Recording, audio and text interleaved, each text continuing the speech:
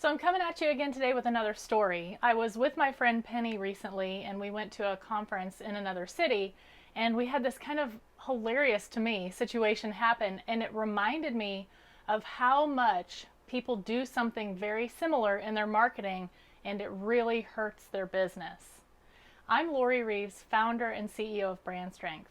I break down brand building into bite-sized chunks that are relatable and fun to learn so you can strengthen your brand and change more lives than ever.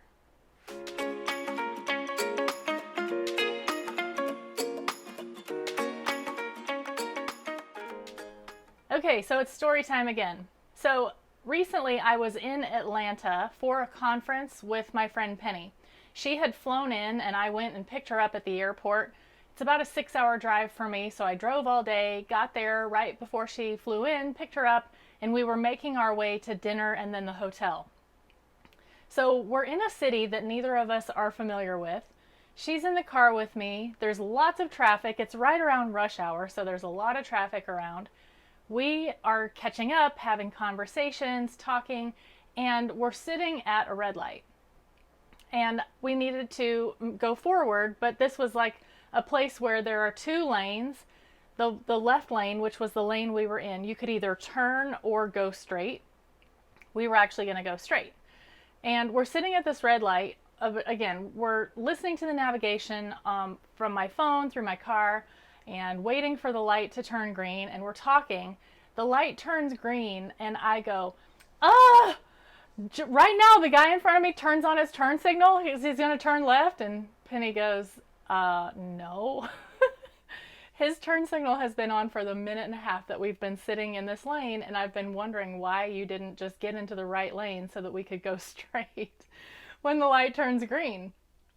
And we laughed and laughed because she's like, I can't believe you didn't see his turn signal on blinking for a minute and a half. And I'm like, well, I kind of can't believe it either, because it looked to me like as soon as he moved forward, his turn signal turned on. And so we laughed about this. Well, here's the relatability for your business. We all think that everybody perceives things the way we do, right? In Penny's eyes, she saw the person's turn signal in front of us and assumed that I had seen it too. But I'm talking to her, listening for directions, looking at traffic, kind of looking around in a city I've never been. I've been there before, but not in that area.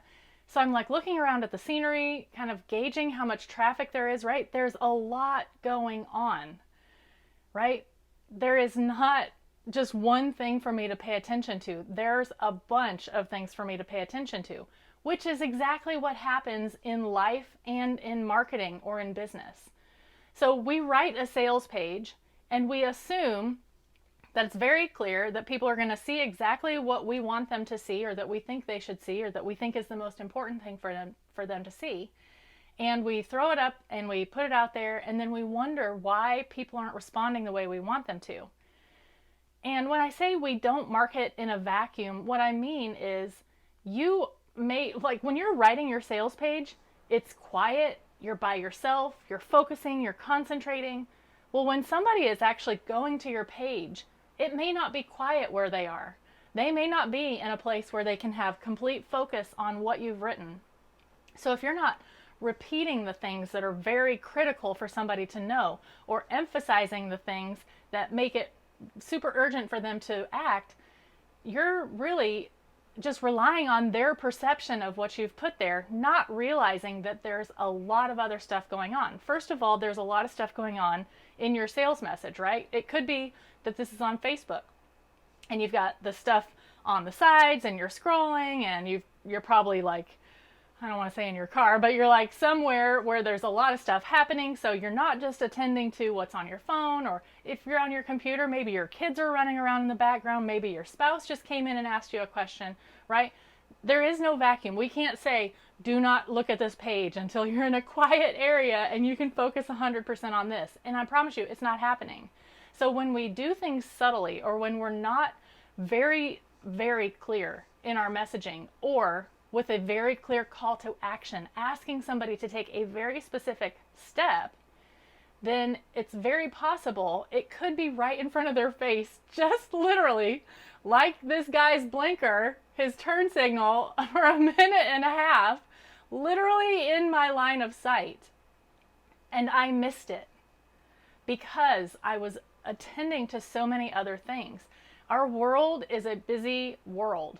We all know this, but we forget to factor that in when we're working on our messaging or a Facebook post or a sales page.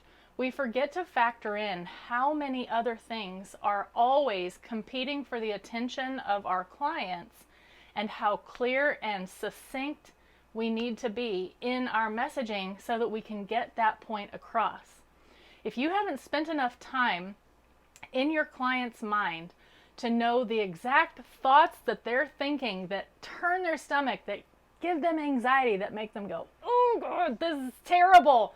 If we don't know those thoughts, then we don't know what to say to make them go, oh my God, you're talking to me, right?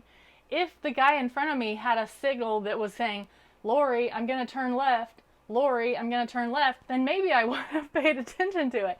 But again, it was just one of so many things in my visual field and in my experience, right? I'm in the car, there's probably music, there's the map telling me where to go, Penny and I are talking, right?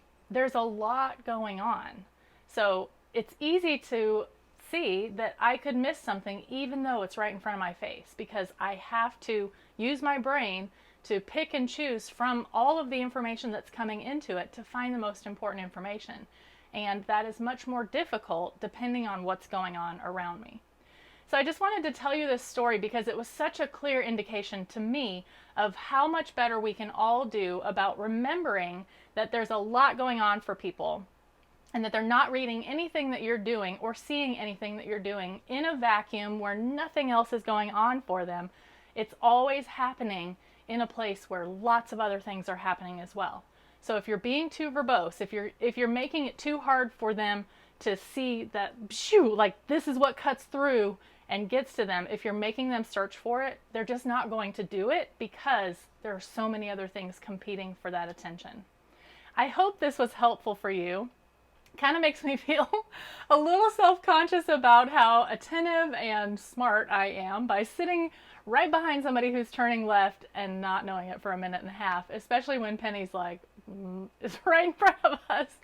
But again, I was the one who was driving. I was the one who had to make all the decisions, and there were a lot of things happening in here. So I hope this was helpful for you. If you like this video, give it a like. If you want to subscribe to my channel, you can subscribe. You can also subscribe to my email list, which you'll see down below in the description, that you can subscribe there so that you can get notifications of everything that I send out and even some expansion on some of the ideas I talk about in my videos. I'd love to have you on my mailing list as well. So I hope again that this was helpful, and I'll see you again next week.